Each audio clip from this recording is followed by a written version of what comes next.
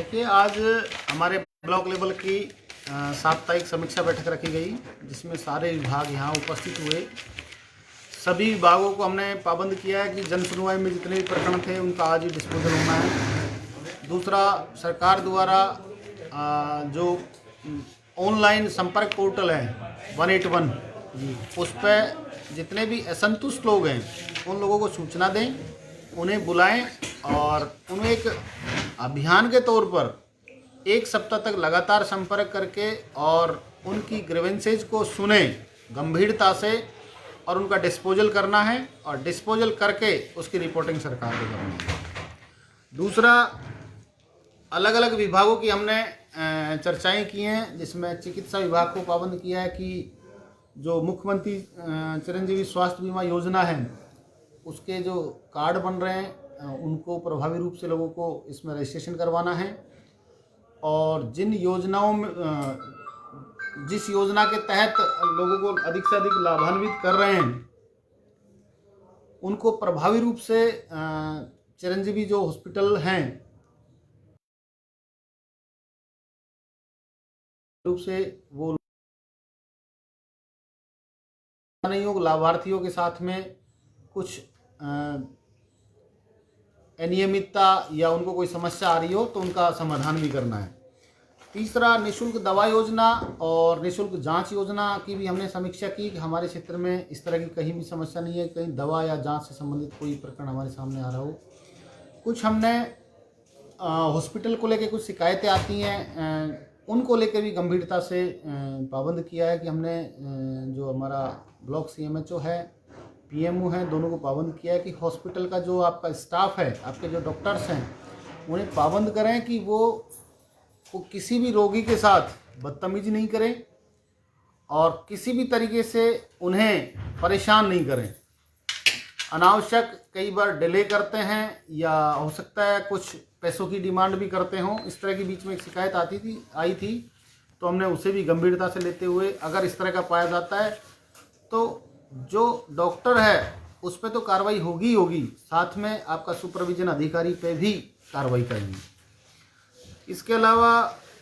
विद्युत विभाग में हमारे जो सरकार द्वारा अनुदान दिया जा रहा है, ग्रामीण क्षेत्र में 1000 रुपये प्रति कनेक्शन का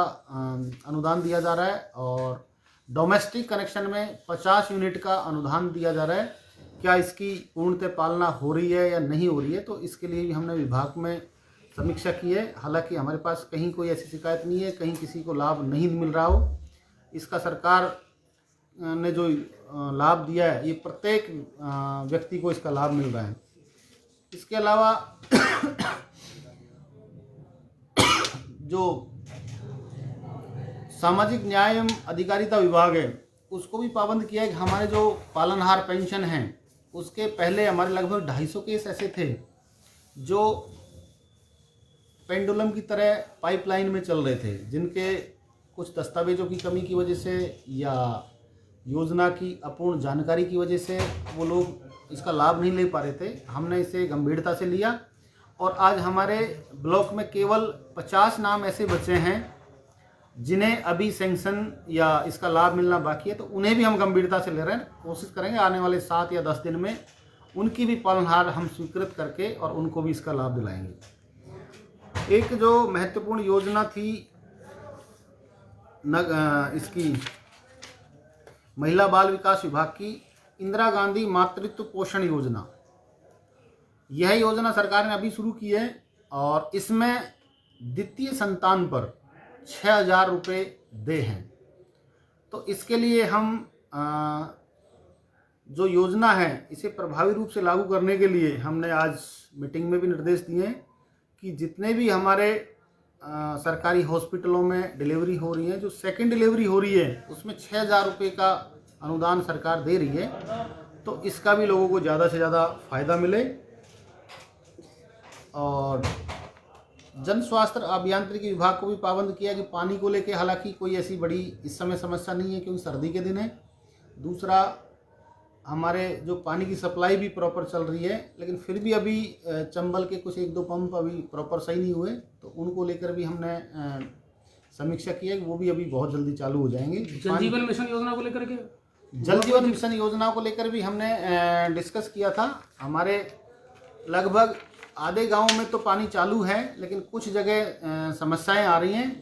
तो उस पर भी लगातार हमारा ध्यान है, हम समीक्षा कर रहे हैं और बहुत जल्दी जहां कोई अवरोध आ रहा है तो वो भी चालू हो जाएंगे। इसके अलावा तहसीलदार को भी पाबंद किया है कि जहां भी चारागाह भूमि या मंदिर माफी या कोई भी नदी नाले की भूमि पर अतिक्रमण है, ऐसे अतिक्रमणों से इन ज़मीनों को मुक्त कराने के लिए पाबंद किया है। बिजली विभाग के एक दो हमारे जीएसएस हैं, उगाड़मल बालाजी और तलावड़ा, वो दोनों जीएसएस पर ज़मीनें हैं, वो विभाग के नाम नहीं है, तो उनको पाबंद किया है कि या तो आप काश्तकार से आपका जो दान पत्र करवाएं, या फिर आपको कोई समस्या आ रही है तो आप उसका फैक्चुअल रिपोर्ट हमको भिजवाएं ताकि हम उस पर कार्रवाई करें, जो भी विधि संगत कार्रवाई हो सकती है।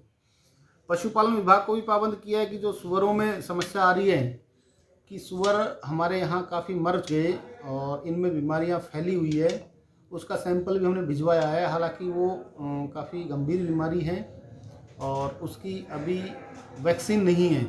लेकिन फिर भी विभाग लेवल पे लगातार इसकी मॉनिटरिंग की जा रही है और जल्दी ही इनका भी समाधान किया जाएगा। हालांकि पहले के बजाय अब इनकी संख्या में कमी आई है, पहले ज़्यादा मर रहे थे, अब कम हुए हैं,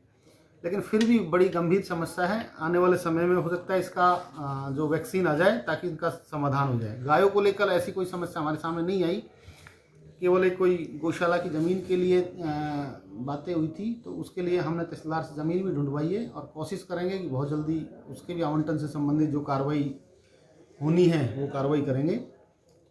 सूचना प्रौद्योगिकी विभाग को भी हमने पाबंद किया। कुछ ई मित्रों पर शिकायतें आ रही हैं कि साहब ई मित्र एक ठेका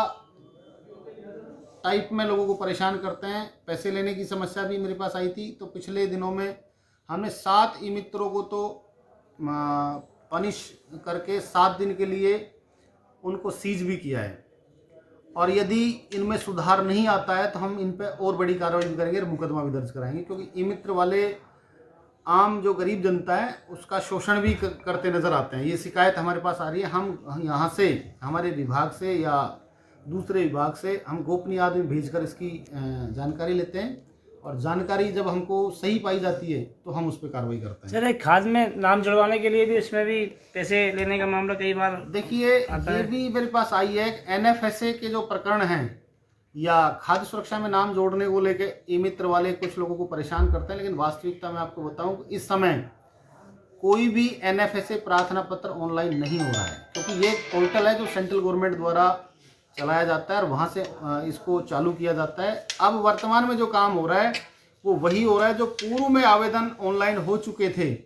उन ऑनलाइन फॉर्मों का डिस्पोजल की कार्रवाई अब चल रही है। हालांकि हमने हमारे गंगापुर में जितने भी फॉर्म आए थे सबको डिस्पोजल कर दिया है। फिर भी कोई हमारे पास आता है उसमें दस्तावेज पूर्ण करके, तो हम उसको सेम डे कर रहे हैं, लेकिन नए आवेदन अभी नहीं हो रहे हैं। मैं आपको बताना चाह रहा हूँ, क्योंकि कुछ एनएफएसए को लेके लोगों में भ्रांति है कि साहब नाम जुड़ रहे हैं। नए आवेदन अभी नहीं हो रहे हैं, केवल पुराने आवेदनों पे ही कार्रवाई की जा रही है। सर, हमारे पास में कई बार शिकायत आती है श्रमिक डायरी के नाम पे वो ई मित्र वाले 2500 से 3000 के बीच में लेते हैं। हो सकता है श्रमिक डायरी को लेकर भी लोगों में वास्तविकता का पता नहीं हो, क्योंकि इसमें ई मित्र के थ्रू आवेदन किया जाता है और विभाग इसमें श्रमिक डायरी जारी करना, उस पर जो भी विभागीय जो अनुदान वगैरह हैं वो ऑनलाइन ही सबको भेजे जाते हैं। तो हो सकता है कोई मित्र वाला इसका मिसयूज कर रहा हो। यदि हमारे नॉलेज में ऐसा आएगा तो हम तुरंत कार्रवाई करेंगे। अभी तक मेरे पास जो शिकायतें आती हैं वो जनरल शिकायतें आती हैं, कोई भी मित्र वाले का नाम तक नहीं बताता कौन सा मित्र वाला ऐसा गलत बिहेव कर रहा है। सर, एक नगर परिषद में कर्मचारी हैं जो इसको देखते हैं, उनकी काफ़ी शिकायत आती है। वो पहली बात तो फ़ोन किसी का उठाते ही नहीं है, और हमने भी जाके उनसे पूछा मैंने कि आप फ़ोन आपका हमेशा बंद रहता है ना? कि बिल्कुल फ़ोन बंद रहता है मेरा। तो देखिए, फोन बंद रहना वैसे तो सामान्यतः नहीं रखना चाहिए, क्योंकि हर व्यक्ति ड्यूटी के टाइम पे सर अपनी जिम्मेदारी समझता है, लेकिन फिर भी यदि किसी का फ़ोन बंद है किसी कारण से तो उसका उच्च अधिकारी से आपको बात करनी चाहिए, या किसी की समस्या है तो उच्च अधिकारी को बतानी चाहिए, ताकि उसकी समस्या का सही समय पर समाधान किया जा सके। और ऐसी फ़ोन बंद को लेके कोई बात है तो मैं भी इसमें गंभीरता से लूँगा और उसको पाबंद करेंगे। फ़ोन चालू होना चाहिए ताकि समस्या से वो अवगत तो हों, समाधान तो उसके बाद होगा, पहले समस्या से अवगत होगा तो उसका समाधान भी करेंगे। सर एक अमृत योजना की लाइन जगह जगह टूटी पड़ी है, हमने भी कई बार कहा, अमृत योजना के लिए मैंने पाबंद किया है आज पीएचडी वालों को भी कि जहाँ जहाँ आपकी लाइन टूटी हुई है या वर्क हो रहा है तो आपके ठेकेदारों को पाबंद करें। वो जो आपका पीरियड है उस समय में उसका मेंटेनेंस या उस पर वर्किंग करें ताकि लोगों को अनावश्यक परेशानी न हो। क्योंकि सर लाइन लीकेज होने के कारण ना मतलब गंदा पानी भी जाता है घरों में, जो इंडोर में जो हादसा हुआ है देखिए इंदौर में जिस तरह की सी समस्या आई थी, हमने जलदाय विभाग को पाबंद किया है कि हमारी जितनी भी टंकियां हैं जिसमें 11 हमारे शहरी क्षेत्र में हैं और 9 हमारे ग्रामीण क्षेत्र में, 20 टंकियों का हमने 3 दिन में प्रमाण पत्र चाहा है कि उनकी सफाई पूरी हुई है या नहीं हुई और पिछली सफाई कब हुई थी और उसमें जो ब्लीचिंग पाउडर जो डालते हैं वो प्रॉपर डाला है या नहीं डाला, इस चीज़ का प्रमाण पत्र हमने 3 दिन के लिए उनको पाबंद किया कि 3 दिन में वो प्रमाण पत्र हमको भेजेंगे। तो हम इस पर भी काफ़ी गंभीरता से काम कर रहे हैं ताकि इस तरह की कोई समस्या आगे नहीं हो। सर इसके अलावा कुछ इश्यूज ऐसे हैं, जैसे एक तो बिजली कटौती ज़्यादा चल रही है जबकि बच्चों की एग्जाम चल रही है। अभी मेरी जब बात हुई है तो वो भी कह रहे हैं कि हाँ साहब ग्रामीण क्षेत्र में तो हम इस समय पूरी कटौती कर रहे हैं, जबकि वो चाहते हैं कि सर 11-12 बजे तक तो कम से कम हमको सिंगल फेज सप्लाई दी जाए। गाँव में बच्चों की हाफ ईयरली एग्जाम चल रही है। देखिए बिजली कटौती वाली हालांकि ज़्यादा सिटी में नहीं हो रही है पर ग्रामीण क्षेत्र में सिंगल फेज काटी जा रही है। समस्याएं मेरे सामने नहीं आई, लेकिन फिर भी यदि आपने मेरे को अवगत कराया तो मैं बात करूंगा कि हम कोशिश करेंगे कि जब स्टूडेंटों की तैयारी का टाइम है या एग्जाम पीरियड है उसमें कटौती कम से कम। और कानून व्यवस्था को लेकर के कोई समीक्षा हुई? नफरी वगैरह बढ़ाने हैं या शाम के टाइम जैसे छुट्टी का वक्त है, बच्चों की छुट्टी का टाइम होता है, कोचिंग में भी काफी सारे बच्चे रह रहे हैं, वेरिफिकेशन का कानून मुद्दा। व्यवस्था को लेकर हम अलग से मीटिंग करेंगे और उसमें हमारे सारे एसएचओज को बुलाएंगे, डीवाईएसपी को बुलाएंगे और हम जो जो समस्याएं हमारे शहर में हैं उनके बारे में विस्तार से चर्चा करेंगे। जहां हमको नफरी बढ़ाने की जरूरत होगी वहां नफरी भी बढ़ाएंगे, जहां रात में गश्त की बात आएगी तो वहाँ गश्त भी बढ़ाएंगे और कोशिश करेंगे गंगापुर में एक अच्छी शांति या कानून व्यवस्था लागू हो, अनावश्यक किसी को कोई परेशान न करें, किसी तरह के अपराध जो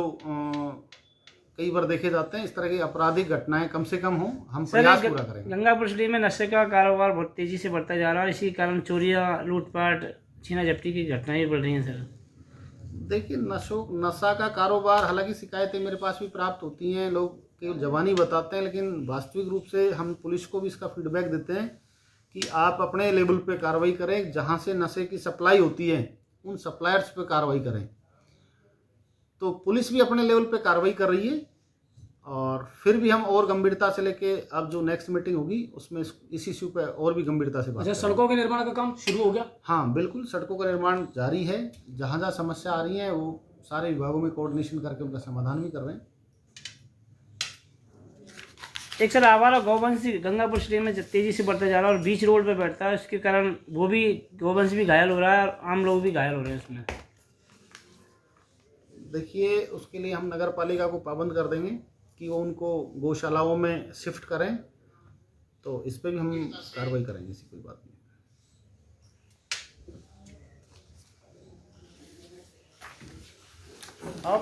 और एक प्रश्न तो